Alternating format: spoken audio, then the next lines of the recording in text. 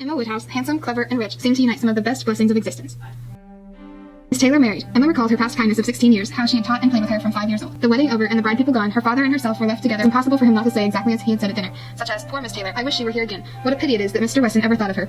Emma could not agree with him. Mr. Woodhouse wished she would not make matches. Mr. Knightley was one of the few people who could see faults in Emma, and the only one who ever told her of them. She promised to make none for herself, only one more for Mr. Ilton. She must look about for a wife for him. The acquaintance Harriet had already formed was unworthy of her. They were a family of the name of Martin. Emma told Harriet that a woman is not to marry a man merely because she is asked and he can write a tolerable letter. Harriet Smith was a very pretty girl, and her beauty happened to be of a sort which Emma admired. She was fair, with blue eyes, light hair, and a look of great sweetness. Emma was quite convinced of Mr. Elton's being the fairest way of falling in love. He talked of Harriet and praised her so warmly. Mr. Elton never thought of Miss Smith. He adored Emma. To restrain Mr. Elton, she cried, "No, sir, I am very sorry you have any feelings for me." Mr. Frank Churchill and Miss Woodhouse flirted together excessively. Mr. Knightley, who for some reason, best known to himself, had certainly taken an early dislike to Frank Churchill, was only growing to dislike him more. "You speak as if you envy him. He is the object to my envy." Mr. Knightley and Jane Fairfax, how could one think of such a thing? "I know how highly you think of Jane Fairfax," said Emma. "Jane Fairfax is a very charming young woman, but not even Jane Fairfax is perfect." Emma could not but rejoice to hear that she had a fault. "My dearest, most beloved Emma, if I loved you less, I might be able to talk about it more. I only asked to hear, once, your voice." She realized Mr. Knightley should marry no one but herself. "Mr. Knightley, if I have not spoken, it is because I'm afraid I will wake myself from this dream." Poor Harriet was in a flutter of spirits which required attentions of every kind that Emma could give. Harriet Smith marries Robert Martin. Mrs. Weston was to be the mother of a little girl, and with a much more voluntary, cheerful consent than Emma had ever presumed to hope for, she was able to fix her wedding day. The small band of true friends who witnessed the ceremony were fully answered in the perfect happiness of the union.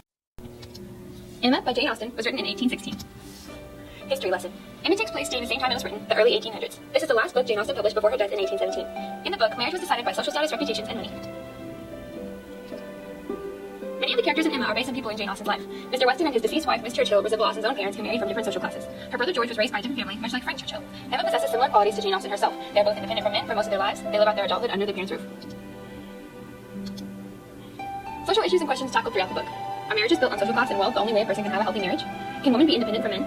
Characters are found breaking boundaries for love. Critical analysis. Critical approach number 1, feminist. Emma contests for power and control throughout matchmaking. During this time, women usually did not have power or control. It was assumed that women could not be independent during this time. However, Emma claims that she will never be married for most of the book. But in the end, she does get married. Feminist questions. To what extent does the representation of women and men in the work reflect the place and time in which the work was written?